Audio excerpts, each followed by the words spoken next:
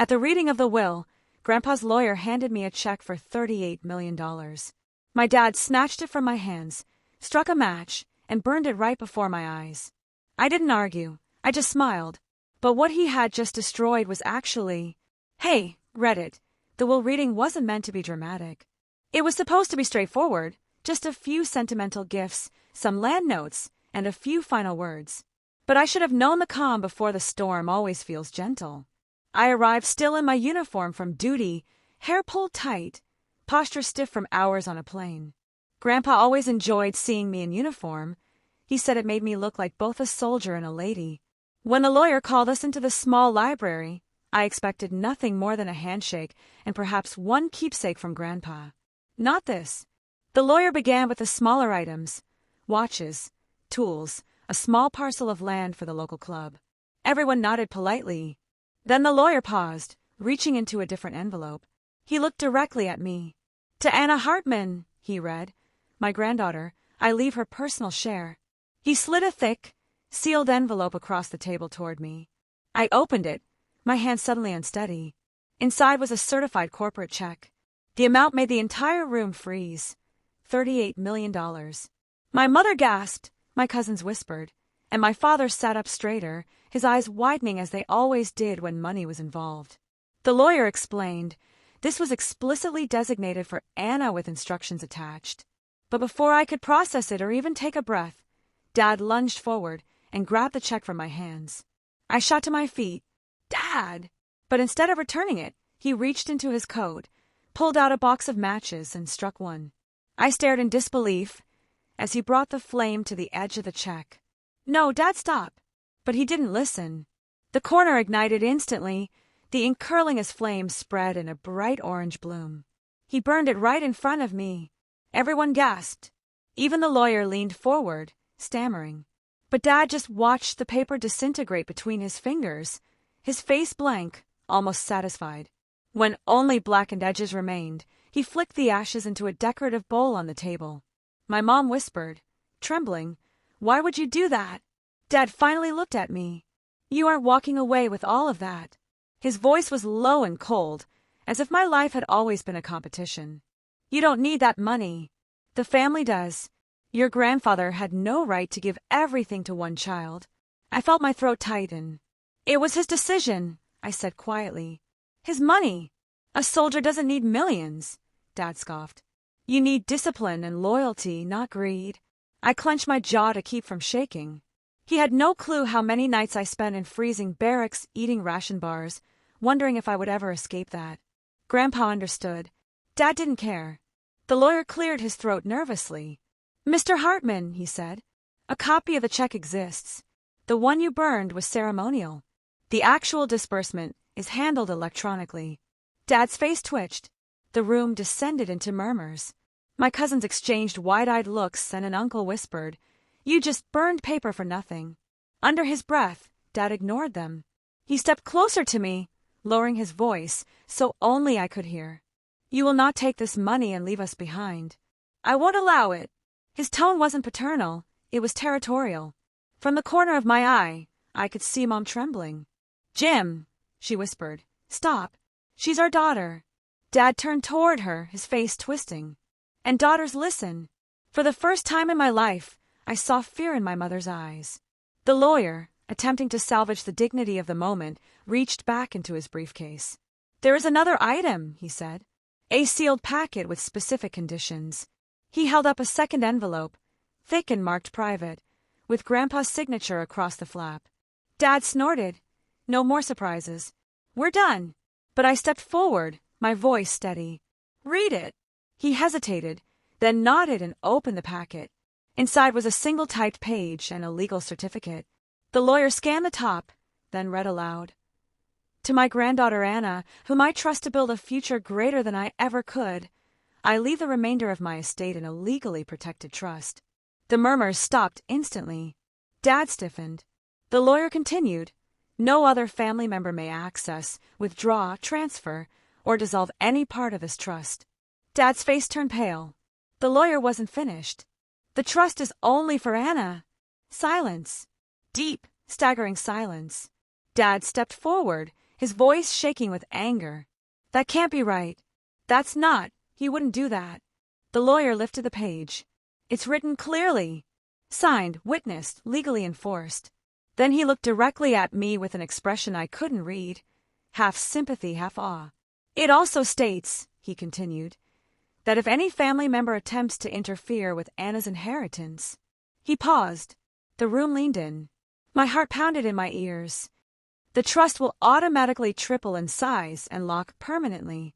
Dad's eyes widened. Mom gasped. My cousins whispered frantically, and then the lawyer read the final line, the line Grandpa left like a quiet bomb under my father's feet.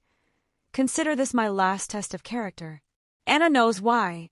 He folded the paper. Dad stared at me with fury, confusion, and something else, something like fear. I didn't look away. The lawyer placed the final envelope, still sealed, in my hands. That was when Dad stepped forward, his voice breaking. Anna, what did he mean by that? Why did he say you know? I held the envelope to my chest and swallowed. I knew exactly what Grandpa meant. I knew exactly why he trusted me and not them. But I didn't answer. Not yet. Dad's voice trembled when he said it. Anna, what did he mean by that? Why did he say you know? Everyone stared at me. My mother, my cousins, the lawyer, the charred ashes in the bowl. But I wasn't ready to answer. Not yet. I held the sealed envelope to my chest and inhaled slowly. Read it, Dad demanded. No, I replied calmly, and his face reddened. You don't hide things from your family. I met his gaze evenly. You burned my inheritance in front of me. Privacy is the least I'm entitled to. He flinched, the first crack in his armor all day. Before he could respond, the lawyer cleared his throat. Mr. Hartman, this envelope was intended for Anna alone. Your father wrote that explicitly. Dad glared. It's my father, which means I have a right to know. The lawyer didn't blink. No, you do not. Dad lunged toward me to snatch the envelope just as he had taken the check. But I stepped back. For a moment, we stood in absolute silence, facing each other. He wasn't my protector, guide, or mentor, just a man who believed my life was his property. I broke the seal myself. Inside was a single handwritten letter, Grandpa's handwriting, the neat looping script that had written me postcards every birthday, even during basic training. My throat tightened. I read the first line silently, then the second, then the third. My breath caught. Anna! Mom whispered. What does it say? I looked up slowly. It's not just a letter, I said. The lawyer gently took the paper from my hands. May I? He asked. I nodded. He read it aloud, his voice steady. My dear Anna, if you are reading this, it means I have passed away, and the family has revealed its true nature much sooner than expected. A murmur rippled through the room. The lawyer continued. I leave you the trust because you are the only one who ever came to see me without wanting something. Dad stiffened. Mom hid her face in her hands. My heart clenched. I recalled those visits. Weekends off duty spent helping Grandpa fix a broken fence or paint the porch. We would eat soup, talk quietly, never needing much. Grandpa's voice felt alive through the letter. I watched you grow into someone strong, thoughtful, and unafraid to do what is right, even when it is difficult. The lawyer paused, swallowing a lump in his throat. Then he continued, Your father, I love him, but he has always believed money is power. He never understood that character is worth more. Dad's jaw clenched so hard that a muscle twitched in his cheek. This trust was designed for you long before you ever put on a uniform. Not because you are my granddaughter, but because you earned it. A warmth rose in my chest, the first warmth of the day. And if your father tries to claim it, take it, or shame you for receiving it, I have added protections he cannot break. Dad's eyes widened. Protections? What protections? The lawyer kept reading. If Jim attempts to control Anna's inheritance in any form, the trust will triple in size, locking it and barring him from any future claims. The room exploded with whispers. Dad stumbled backward. Mom gasped. The lawyer lowered the paper, but he wasn't done. One more paragraph, he said. He read the last section slowly. Anna knows why I trust her. She guarded the truth when others would have sold it. She protected what mattered most. And she understands loyalty is earned, not demanded. I blinked rapidly, fighting tears. But Dad wasn't focused on me. He was trembling, furious, humiliated, wild. "What truth?" he demanded. What did he mean? I stared at him. Finally, I answered. 3 years ago. I began softly. Grandpa asked me to help him change parts of his estate plan. Dad's face drained of color. He wanted to reward people who actually showed up for him, who loved him. The room held its breath.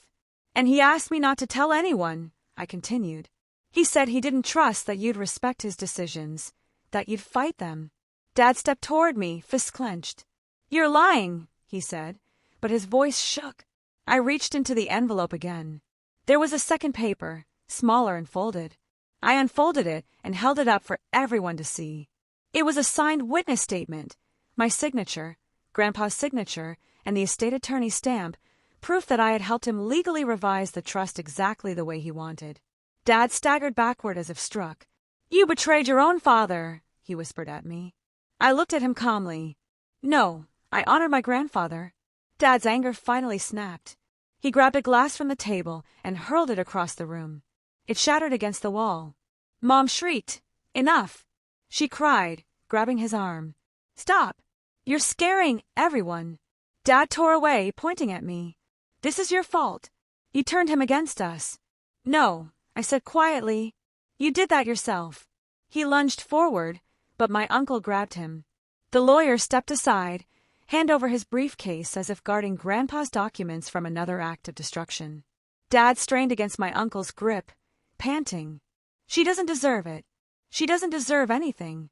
I stared at him, really stared. And for the first time in my life, I saw a man terrified of losing control, not of losing money or the check, but of losing the power to rewrite my future. The lawyer cleared his throat one last time. "There's more," he said gently. "One final note from your grandfather." Dad froze. The lawyer read, "If my son reacts with anger or violence at this reading, remove him from the estate entirely." Dad collapsed into the nearest chair. Mom covered her face, crying harder. The room was completely silent.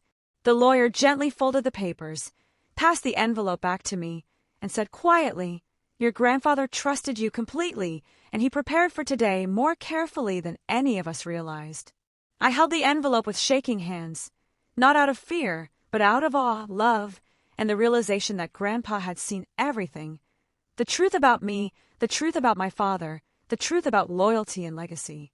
And for the first time in years, I didn't feel like the smallest voice in the room. I felt like the only one Grandpa had truly heard.